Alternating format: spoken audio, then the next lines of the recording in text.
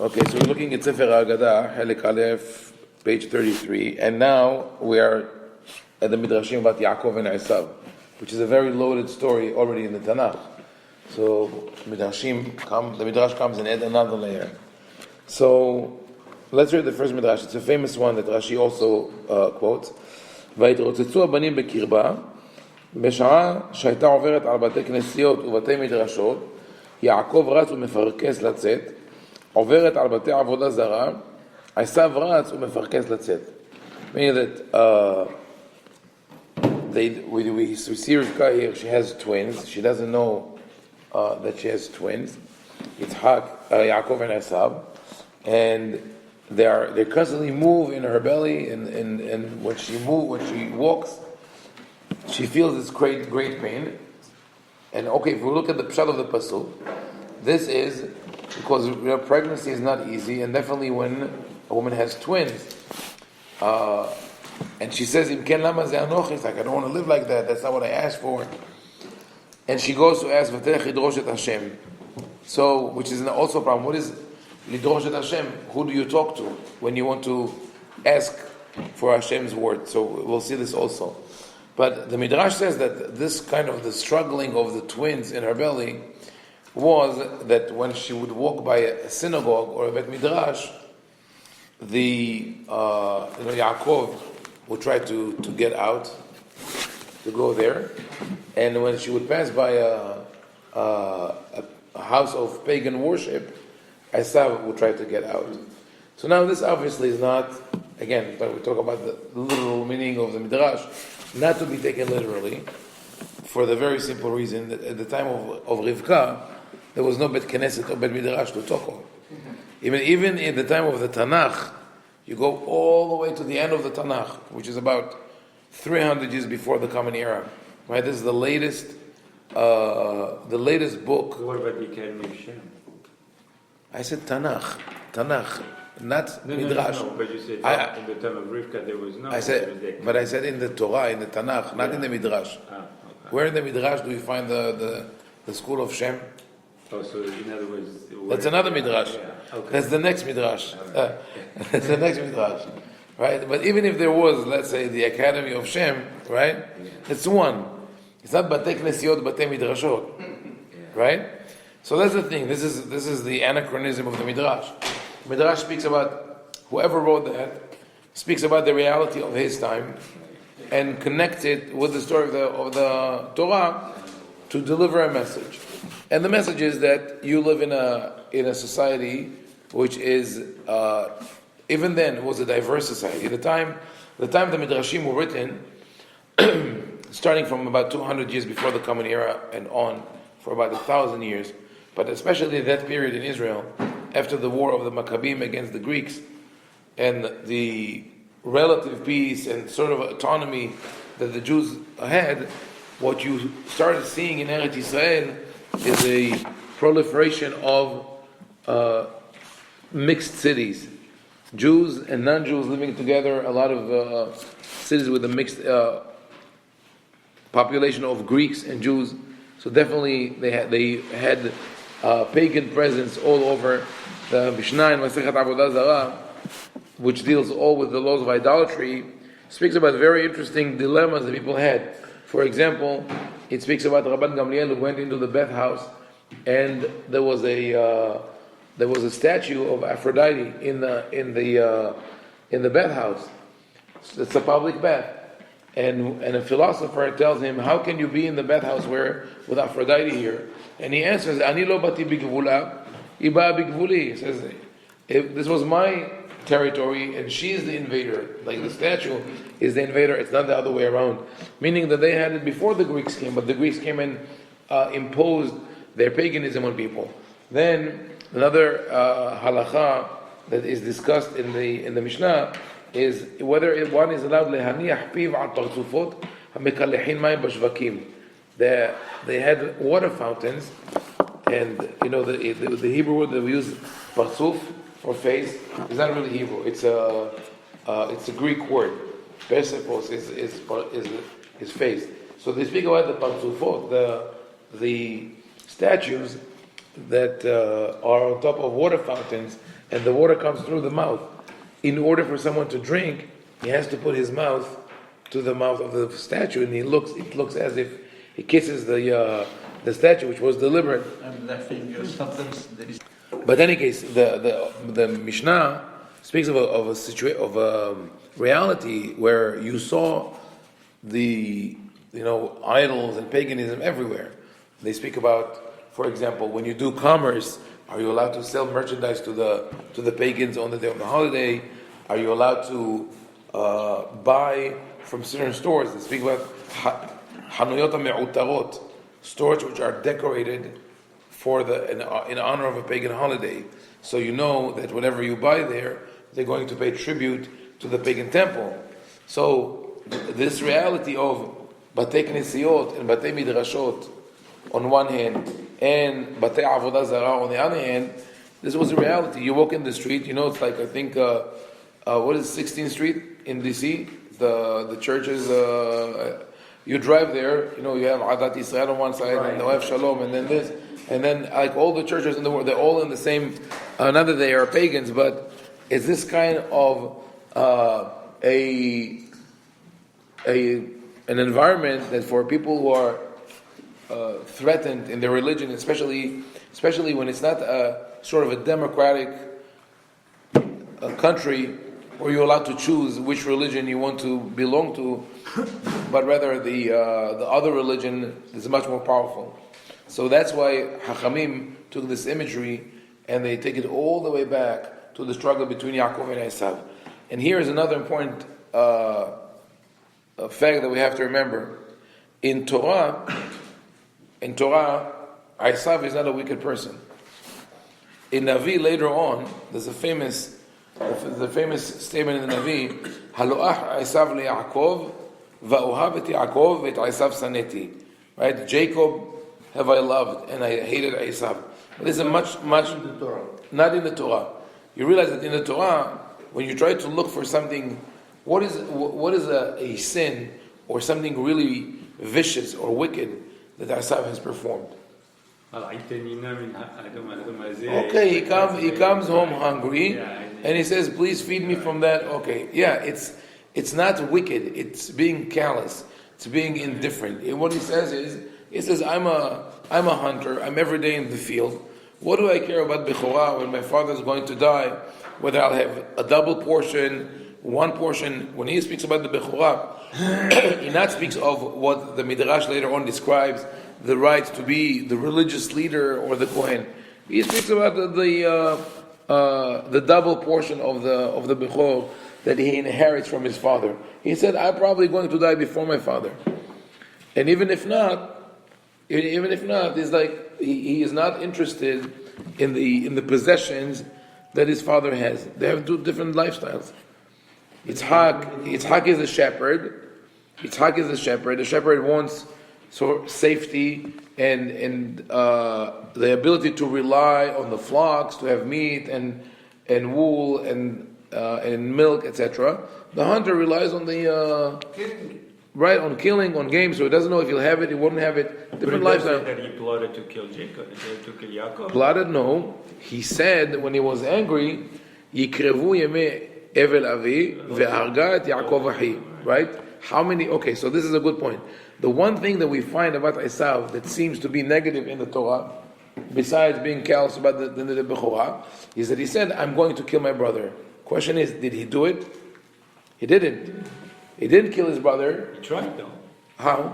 I mean, he how did he try to kill him? At least in the plot of the Torah, it says that he came with 400 men. That's 20 years later.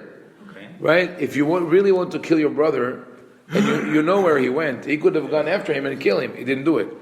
Now, I'm just saying, I'm trying to change our perspective because we got so used to this narrative of Esau, the wicked and the powerful man who's trying to kill his feeble brother Yaakov. But how many times you hear brother or siblings fighting, or even friends in school, and they say, "I'm going to kill you," right?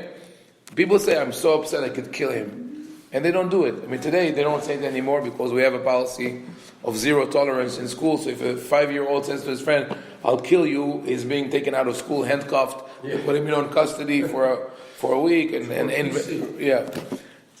is not a smart. This is not the right approach, but I'll put it aside. This is one thing. He said he's going to kill Yaakov, but he never did that. He never followed him. To talk about Esau comes with 400 people, right? But when he sees Yaakov, he runs towards him and he kisses him. Did it ever occur to us that maybe, and that's the real problem, Yaakov and Esau never spoke openly about this issue. Yaakov never came to Esau and said, I'm sorry that I took the Bechorah. What he did was, he sent gifts. Right? And that's not called apology. That's sort of covering up. Right? A husband and wife fight over something. Right? And then the husband says, okay, I'll make it up for her. And he buys her stuff. She never forgave him. But it's good for her because she keeps getting more gifts. But there's never a real, genuine apology where you put things on the table, right? Didn't we just experience that last week? Of how important it is for people to express things and say, this is the problem. I feel bad that this happened.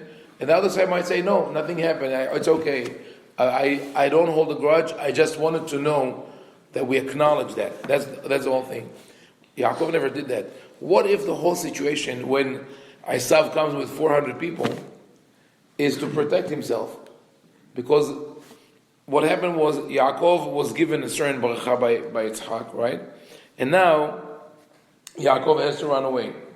So Esau stays in Canaan, and he says, okay, so now at least Canaan is my territory. All of a sudden he hears that Yaakov is coming back with his family, with his servants, possessions, and he's afraid. Now Yaakov is going to drive me away from my property. So he goes to protect himself. He's not necessarily going on the offensive, but rather on the defensive. And the proof is that after they meet, and Yaakov explains what is happening, Esau is being polite. We'll get there later with the Midrashim. And Esau is being polite and says, let me walk with you. Let me accompany you. But Yaakov is so afraid of that. He says, no, it's okay. I'm fine. No, you go ahead. I'm going to walk slowly because he's afraid that Esau still thinks of Esau as going to attack him. Now, at the end of the story in the Torah, what is the end of the story of the Torah between Esau and Yaakov in terms of where they live? What happened at the end? No. Esau at a certain point got up. ויקום עשיו וילך אל ארץ מפני יעקב אחיו כי היה מקנעם רע ולא יכל הארץ מגוריהם לשאת אותם. The one who eventually leaves the place is Esau. Yaakov drives Esau away, not actively, but passively, because Esau has no room. So it's not necessarily that we have this perception of Esau as a wicked person. So where does this come from? So first it's from the Navi that says, Va'avet Yaakov et Esau saneti, that Esau is the hated one. So that could be the reading of the Navi of the story, but also because at a certain point Esau became identified with Edom, and Edom, but no, not Rome yet. At the end, by the time the Tanakh was codified and sealed, Rome didn't exist yet as a power. Rome rose very, very quickly to power, but before the year 100 BC, nobody knew of Rome. So definitely not in the Tanakh. But Edom of the Tanakh is the other side of the Jordan. What we call today, really parts of Jordan. And it's called Edom because of the red sand. Who talks about Edom, among the Nevi'im? It's Ovadia. It's Ovadia, yeah. Again. Ovadia and also... Right, Ovadia and also Hassam Yaakov is Malachi. Speaks about that. So the later Nevi'im speak... Yes. Edom, if anyone ever visited, I didn't, because when I lived in Israel, it was not accessible. Hasela Adom. Petra, right? The red rock. Petra means stone in Greek. So that's basically the rock. But Petra is a city that was carved into the rock across from, Elat, Aqaba, that area, and the whole area is red. Even in the Negev, part of the Negev, the sand, the land is called Hamra. Admat Hamra, because it's red, Ahmar, in Arabic.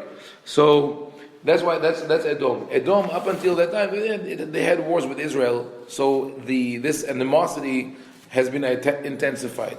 Later on, when the Midrashim were written, Edom became, like Sammy said, it became identified with Rome. And Rome was the arch enemy. Rome really was the destroyer of Beit HaMikdash, the one that came and broke the fragile peace that we had with the Greeks.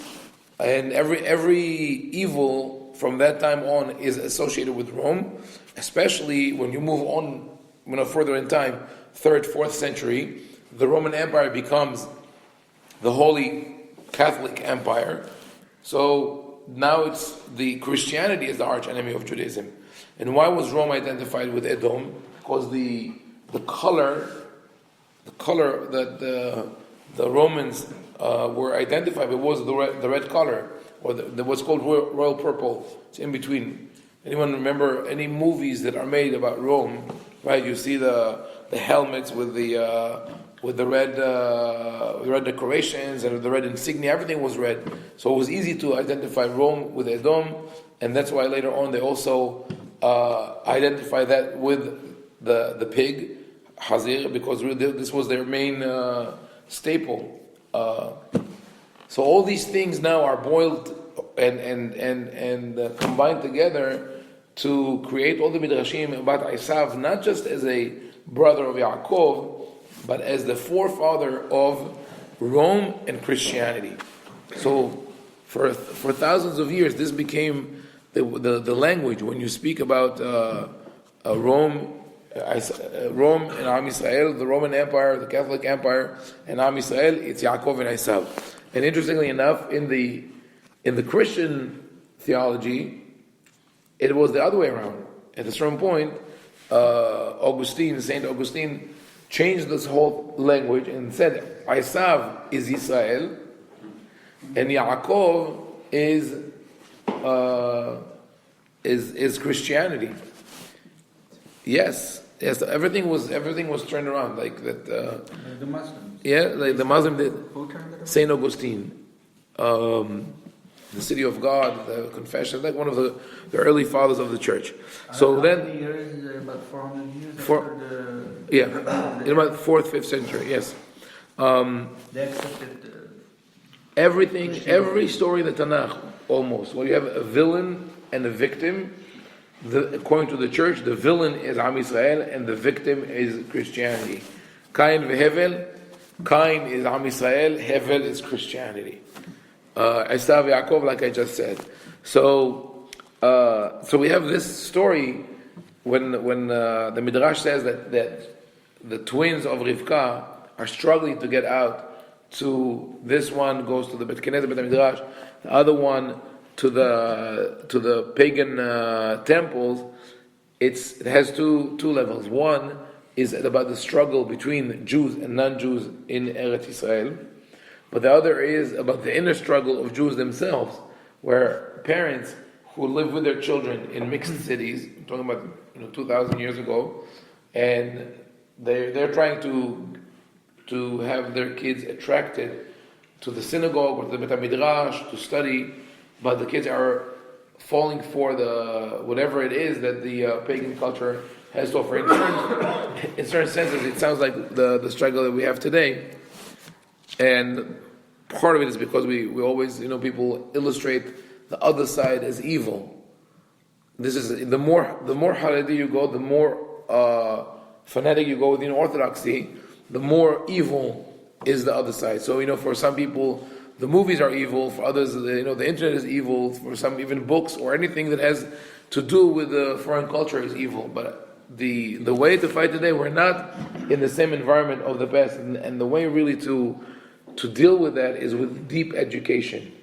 That when we educate our children, the next generation, for the values of Judaism and what Judaism has to offer, and on the other hand, we don't block completely culture and general studies and anything that the surrounding environment has to offer, but rather we filter it or we teach them to use their values to decide what is for them and what is not, but never with a complete